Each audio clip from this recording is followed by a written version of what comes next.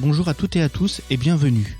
Vous écoutez Kinnick Sport, le podcast qui décrypte l'économie et les tendances marketing du sport amateur et professionnel en donnant la parole aux acteurs du secteur. Aujourd'hui, nous recevons Orlane Rebaud, responsable partenariat au Paris Volley. Le Paris Volley est un club mythique parisien qui évolue en première division. Son palmarès est impressionnant.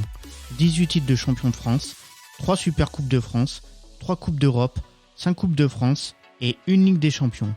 On vous présente aujourd'hui Orlane Rebaud. Bonjour Orlane Rebaud. Bonjour. Alors ma première question, déjà, c'est de vous présenter vous personnellement et quel est votre parcours professionnel pour en être arrivé là. Alors donc Orlane Rebaud, donc j'ai 25 ans, je suis arrivée donc au Paris Volley en tant que chargée des partenariats fin août 2020.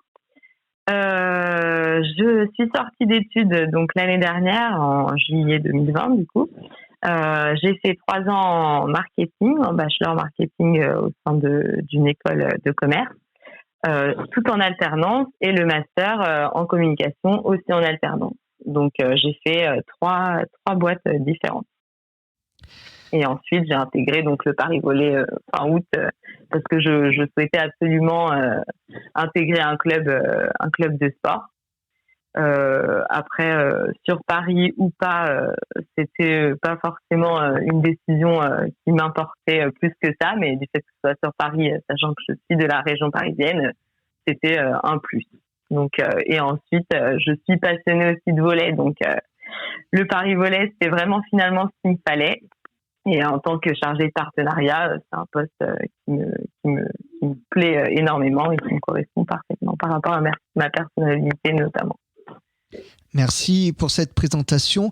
Maintenant, est-ce que vous pouvez nous présenter votre club, donc le Paris Volley ? Oui, alors le Paris Volley, c'est donc un club de volleyball de première division, donc en Pro A. Qui a eu des difficultés financières il y a 2 ans et qui est donc redescendu en Pro B et qui a finalement été racheté donc il y a 2 ans et qui est remonté en Pro A. C'est un club surtout qui a un historique très très important de part de ses victoires, qui a aussi gagné la Ligue des Champions donc en 2001 et qui a une image de la capitale donc voilà. Alors, quelles sont vos missions principales, notamment en termes de sponsoring et partenariat au sein du Paris Volley ? Alors, mes missions principales, c'est déjà dans la fidélisation des partenaires qu'on a actuellement. Donc, c'est la mise en place des actions au sein du club. Donc, notamment toute la partie business club, donc sur les after-work sportifs qu'on organise avec les partenaires. Notamment aussi les petits déjeuners business. Ça peut être aussi donc les rencontres des partenaires entre eux, justement pour qu'ils puissent être amenés à faire du business ensemble, trouver de nouveaux clients, etc. Donc c'est vraiment la mise en place d'actions autour des partenaires, mais aussi l'acquisition de nouveaux partenaires. Donc réfléchir à des actions qu'on peut mettre en place et réfléchir aussi à des cibles qui pourraient être intéressantes pour les partenaires, enfin pour les entreprises en général et pour le Paris Volley aussi, d'avoir ces nouveaux partenaires. Donc partie fidélisation et partie acquisition de nouveaux partenaires. Alors comment se passe la relation avec les partenaires chez vous au Paris Volley ? Est-ce vous qui les démarchez ou l'inverse ? Et aussi une petite question, que représente la part des partenaires dans votre club ? Alors, il y a des demandes internes, enfin il y a des demandes surtout entrantes notamment, mais il y a aussi de la demande sortante. Donc il y a évidemment de la prospection, mais il y a aussi quelques entreprises qui nous voient sur nos réseaux sociaux notamment, ou en fonction de ce qu'on met en place comme action, et qui viennent directement vers nous pour savoir comment c'est possible de devenir partenaire et quelles sont les conditions. Et en fait, en fonction des entreprises, elles sont différentes, car certaines elles recherchent simplement de la visibilité, d'autres recherchent donc de la notoriété, etc. Et d'autres recherchent plus vraiment passer des bons moments pour pendant un match, accueillir leurs clients dans l'espace VIP. Voilà, c'est très différent en fonction de chacune des entreprises. Donc, il y a des demandes entrantes et des demandes sortantes, et donc toute une partie prospection aussi. Votre question, c'est sur la part, le pourcentage. C'est quoi la deuxième question? Oui, que représente, est-ce que le partenariat mécénat représente une part significative dans le budget de votre club en fait? Alors, en termes de chiffres exacts, je les aurais pas du tout, mais je pense que c'est à peu près 10%, on va dire 10% des recettes totales du club correspondent au sponsoring, en moyenne à peu près.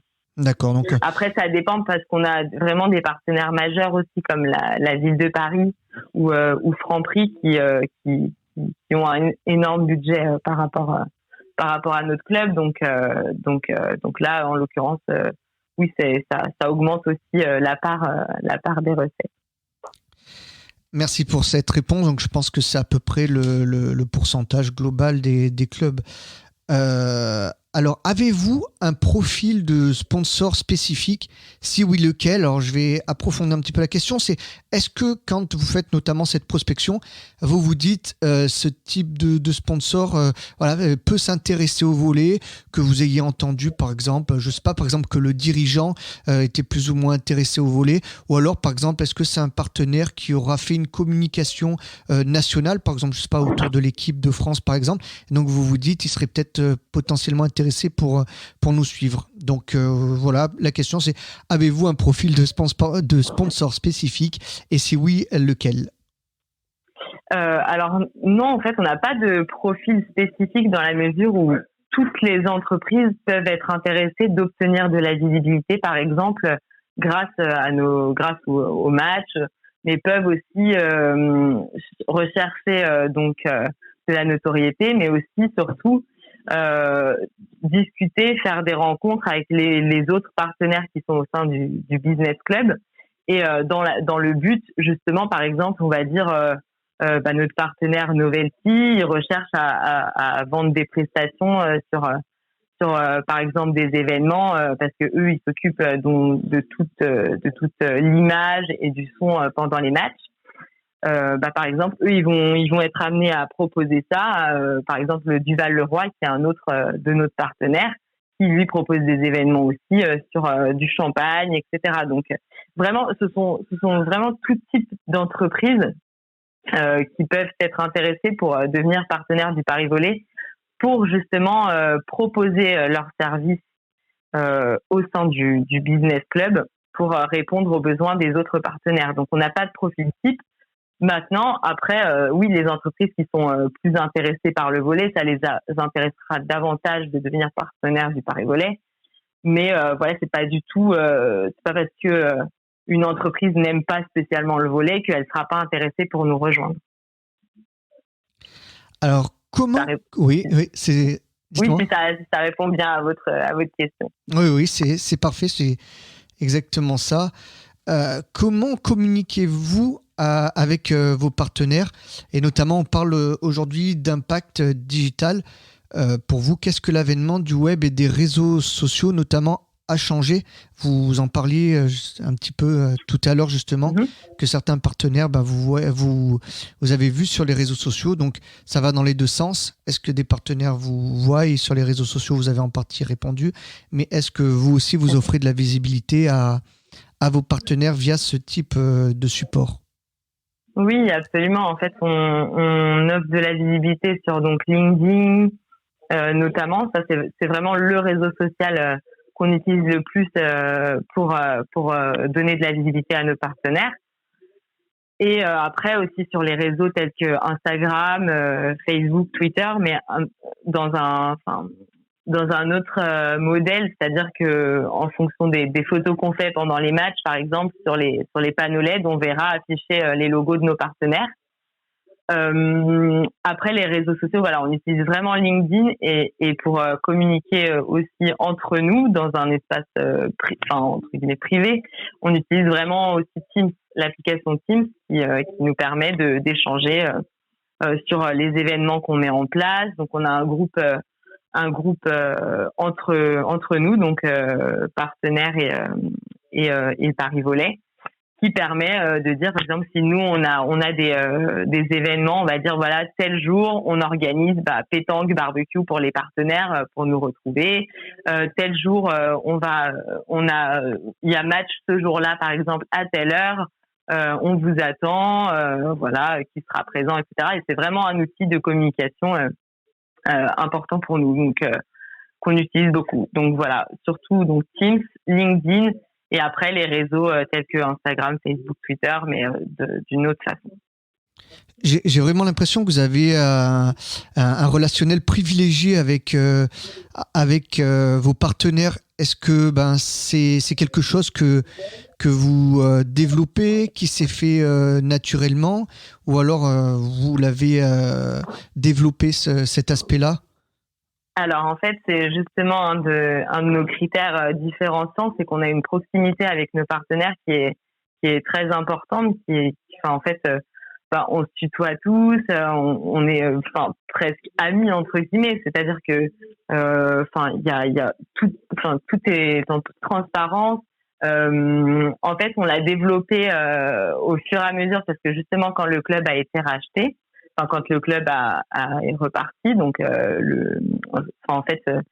l'idée du club là, c'est la renaissance capitale, donc justement de remettre le club sur pattes. Et donc on avait pratiquement aucun partenaire au début, on les a acquis au fur et à mesure, et ça s'est fait justement. L'idée c'est d'avoir une proximité avec les partenaires qui est intéressante pour eux comme pour nous. Donc d'être toujours présent pour eux, de répondre à leurs besoins, et puis surtout qu'ils puissent passer des bons moments et qu'ils soient heureux de passer des moments avec nous. Donc c'est vraiment partage et l'émotion qui prime.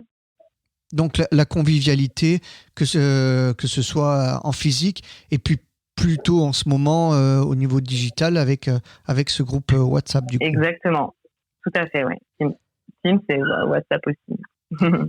Un peu moins, mais oui, tout à fait. Oui. La convivialité, c'est le mot, c'est le mot exact.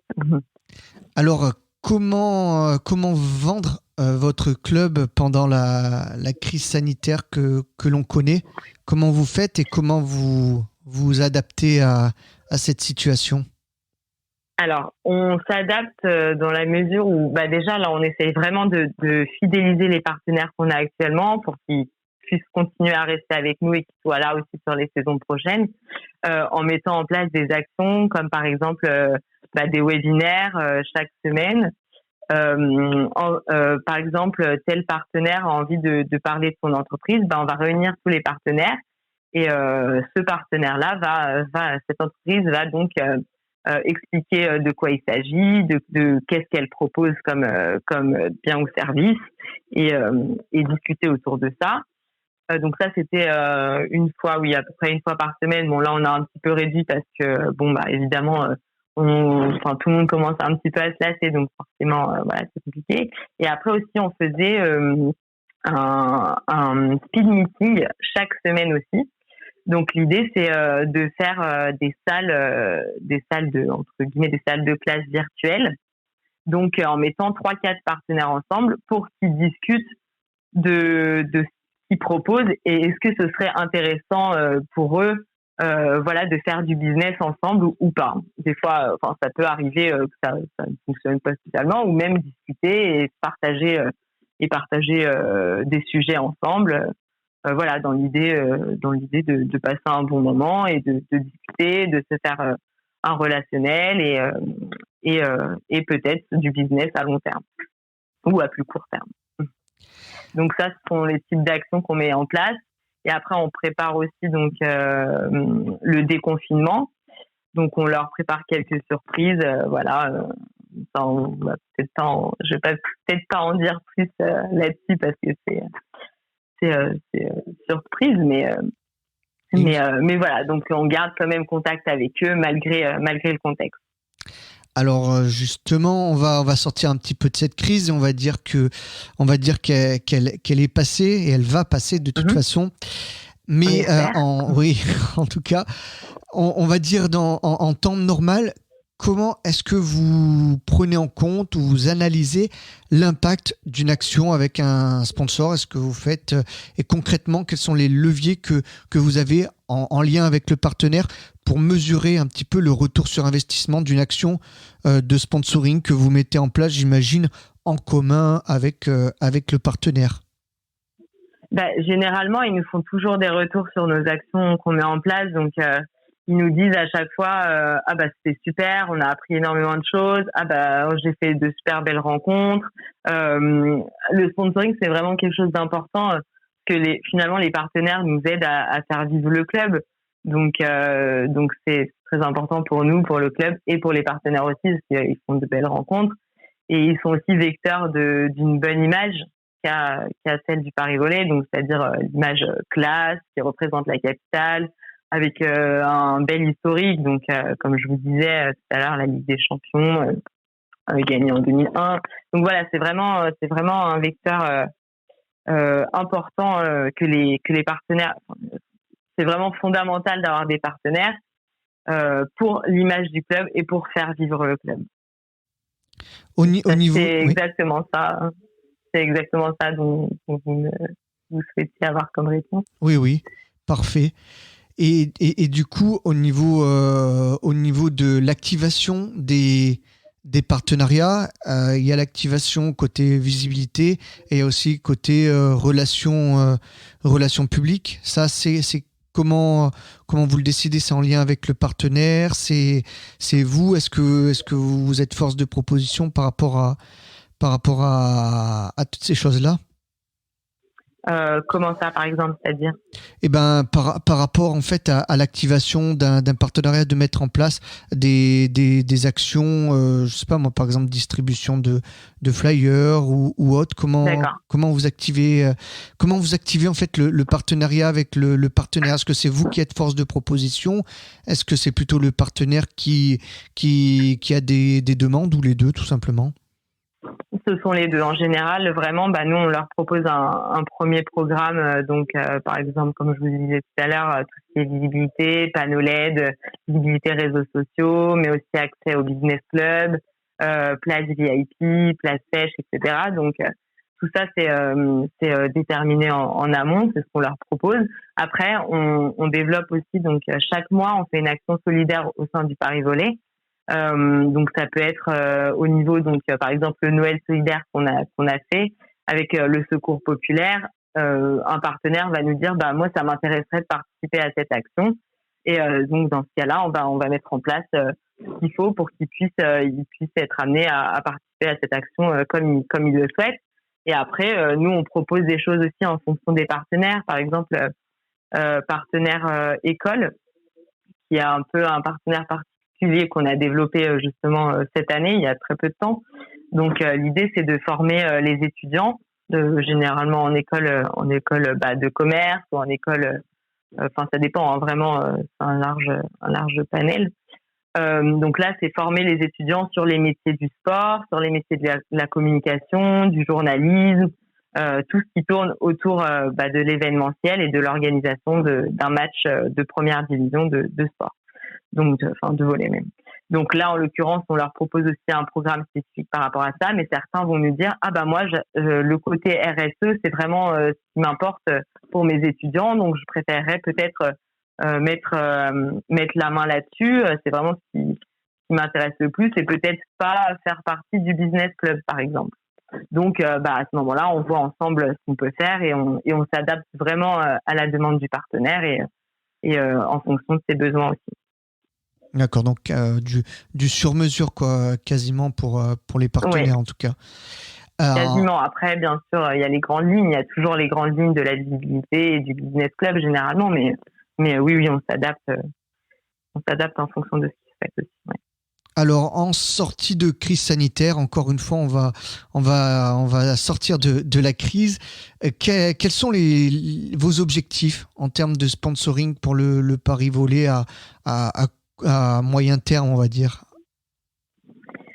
À À moyen terme, toujours garder les partenaires qu'on a actuellement, continuer à passer de bons moments avec eux et leur faire passer aussi des moments d'émotion grâce aux matchs, grâce aux rencontres, voilà. Mais aussi acquérir de nouvelles entreprises au sein du business club dans le but de justement l'alimenter et qu'ils puissent faire des rencontres et puis développer aussi le business de nos partenaires. Donc à court terme comme à long terme, c'est garder les partenaires qu'on a actuellement, mais aussi acquérir de nouveaux partenaires.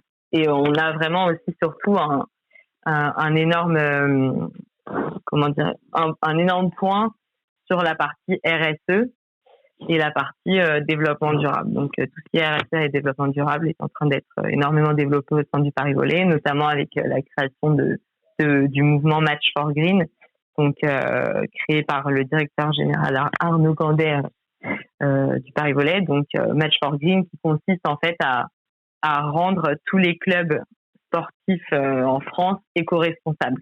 Donc par l'intermédiaire de 68 heures de formation, d'un audit du club, d'un accès à la plateforme, etc. Donc voilà, c'est vraiment ça prend aussi pas mal de place au sein du club, mais c'est amené à être différencié. Match for Green et Paris Volley, mais bon après voilà, il reste quand même toute la partie RSE qui est très importante au sein du club. Alors la dernière question maintenant. Donc Paris, on va dire l'Île-de-France, c'est une grande zone économique, la première de France, mais c'est également là où il y a beaucoup d'autres clubs professionnels et de haut niveau. Alors justement, comment vous faites face à cette concurrence et quelles sont les relations, si vous en avez, avec les autres clubs de la capitale, comme on dit? Alors, sur les clubs de première division en volley, on est les seuls, donc c'est l'avantage qu'on a. Après, par rapport aux clubs type le Paris Saint-Germain, type Racing 92 ou Stade Français, etc.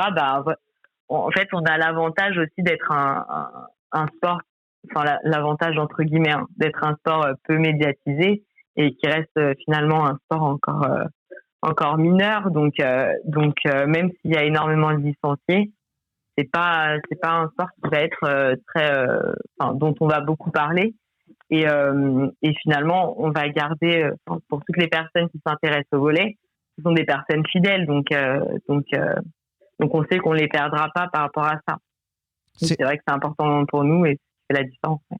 C'est un sport et un club qui reste accessible, c'est ça en fait par rapport aux autres clubs qui sont plus. Exactement.